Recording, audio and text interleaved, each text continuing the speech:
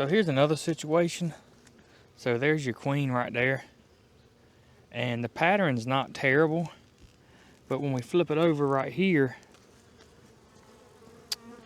we can see 2 cells right there. And they're just about capped. So I believe they're gonna supersede this queen as well. And I don't know what's going on. My queen's not getting mated very well, but nevertheless, if they, I don't think they're gonna swarm. I destroyed some cells the other day and put another box on top, and they're still making cells. So I'm thinking that they're going to supersede her. But sometimes it's really hard to tell, especially this time of year. It's really hard to tell. I do see a couple of bees with some deformed wing. Actually quite a few. I'm not liking that. And that may be the reason that they're going to supersede her. Let's see if I can find one. Right above my finger right there. You can see those 2 bees right there with deformed wing. That's a virus that varroa mites carry. If you start to see it really heavy in your hive, it's definitely worth just giving them a treatment, whatever you got. Obviously, you need to check and make sure that some treatments can't be used with honey supers on, and if they are used with honey supers, it has to be honey for the bees. Can't be honey consumed by humans, but so just make sure you read the instructions, whether they're safe for honey supers or not. Those are the only 2 bees I saw. I've checked through 4 or 5 frames. But I'm just gonna let these girls do what they do. I really, this was a fairly new queen. I mean, actually this was a brand new queen from this year. And I made a split off this hive right beside of it. The pattern's not looking great. I mean, that don't look too bad, but it's kind of shotgunny. But if you see, there's no other cells. They normally, if they were going to swarm, they would pack this hive full of cells.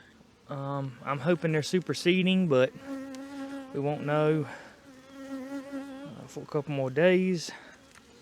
And I'll come back and check on my swarm trap in a few days just to make sure. I just like to get these bees moving around, and then once they start moving, then you can close them on up. Alright, I already know these girls right here are going to be packed full of bees. I'm hoping they're not ready to swarm. I'm going to give them another box. What I may do is take one of these boxes that is partially pulled out, that's done, that they're almost ready to cap, and I may put it on another hive. And I've got a couple of deeps over there that I've waxed some foundation, and we may end up switching them up and moving them. God, that's a lot of bees. Look. And that's the top box, guys. Look at that. Look at that. All the way down. They've got it completely. I'm just gonna put the other box on top of this one. I think it'll be fine. But I want to check for swarm cells right quick. I'm not thinking they're gonna be swarming because they've had plenty of room. They've stayed having room. I just want to verify just to be on the safe side. That box is full of honey. And that box is getting there.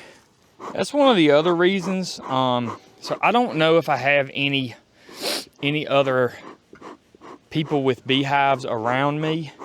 So I think that's part of the reason why my queens maybe didn't mate well. I mean, this is really the first year that I've had, that I've made as many splits as I have.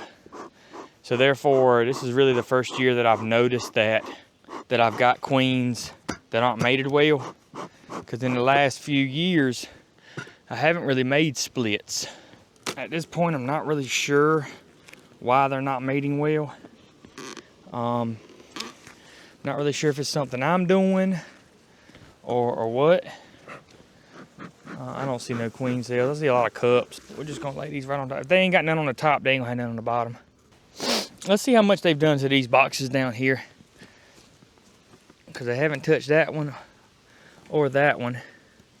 And these need to be drawn out. Let's see about this one right here. I might just leave it like this. Let's see if they've drawn this out yet. Oh yeah, they're working on it. Those girls are good to go. Ants coming up from somewhere. Yep, right there. So what I'll probably do is, I got some stuff at the house. It's taro, I think is what it's called. But usually what I do with it is I just take some beetle traps, some beetle gels, put it in them, put them underneath the hive. Air frosted pretty good. Let's make sure we ain't got no queen up here, because there's a lot of activity up top for there not to be a queen. Yeah, I'm gonna go ahead and put a queen excluder on these girls, just so I don't have them.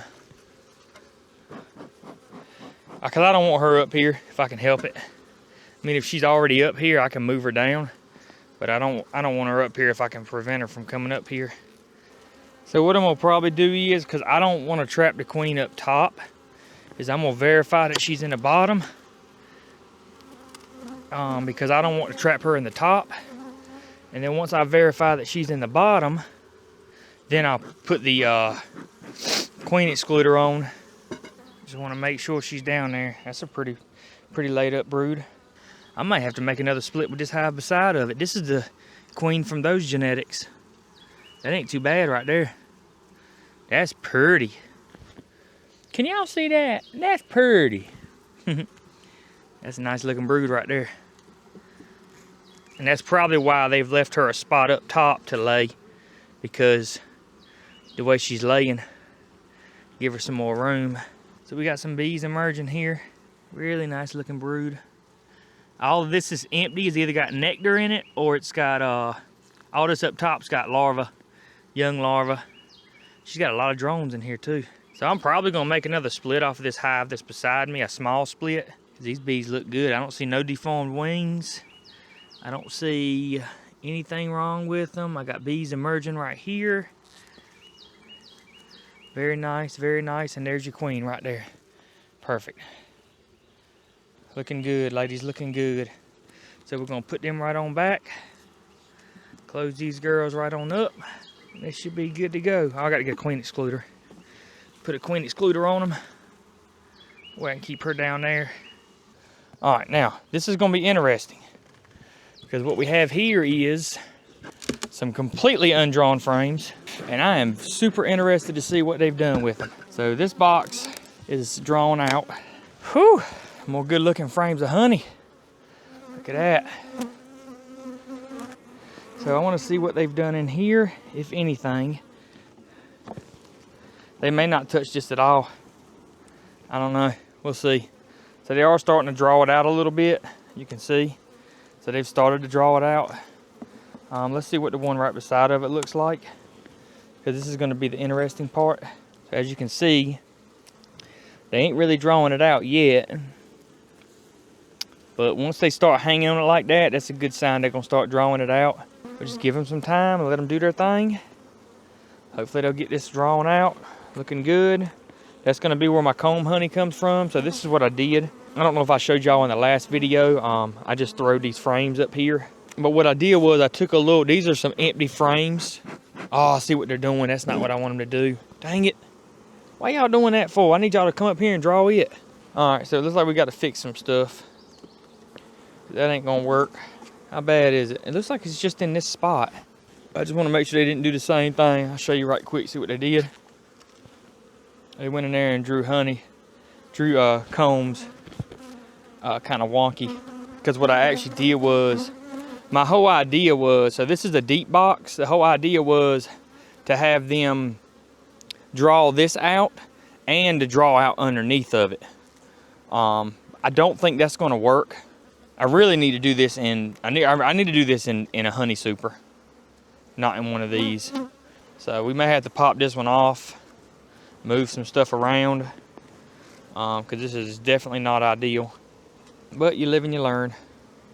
So we'll just take this, pull that off, lay them girls right there, and you'll see now, this is what they've done. They've got comb drawn everywhere.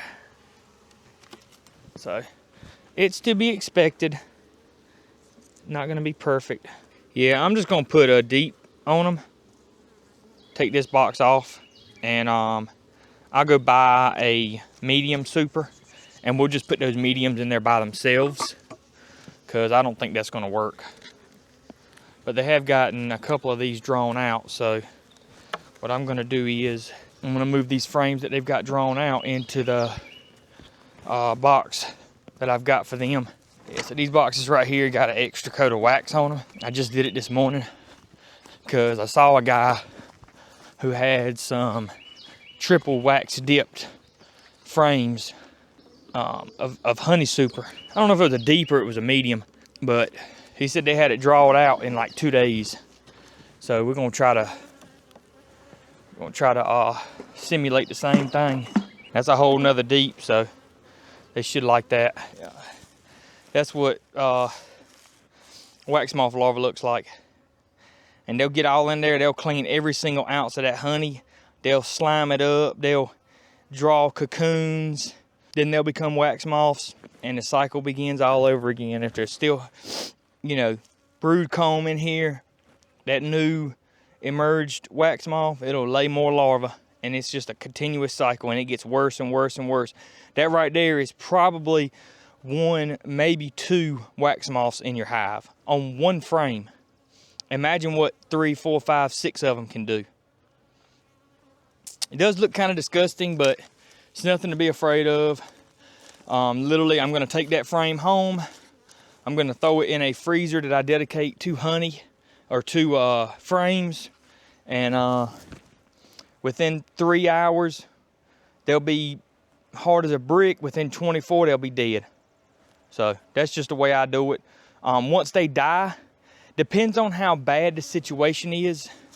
If the frame looks, you know, that's not bad, I'll put this on a strong hive. You don't want to put this stuff on a weak hive. If you put these on a weak hive, they will abscond. They will leave. They will not stay. So you don't really want to put them on a weak hive.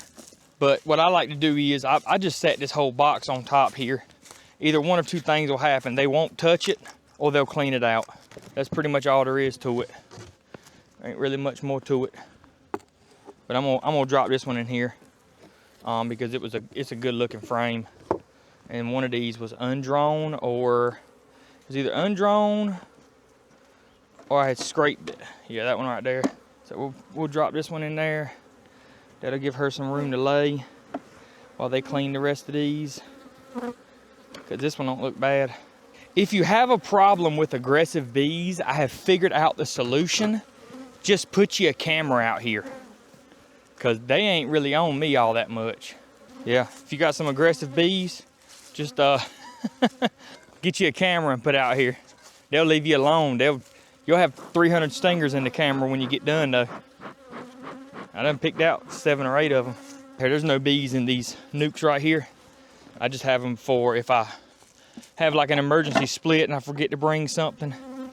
I just like to have a little bit of stuff out here to save as a crap, just in case. I think everybody should do that. Girls are good. All the ones that need a super or another box have gotten another box. I got one little supercedure situation going on over here on my first hive, which I think I had the same issue last time. I'm just gonna let it be, see what they do. I'm a little bit behind on videos. I spent the last 2 days building frames and wax coating boxes, or wax coating, recoating frames in wax, just to get a little extra on them. Helps them bees draw out them frames, especially honey supers, when you really want them to hurry up and draw it out so they can start storing the nectar instead of using the nectar to make wax.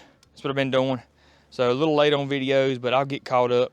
If y'all enjoy the videos, shorts, make sure you drop a like, hit that subscribe button, and I appreciate y'all for watching. See you next time.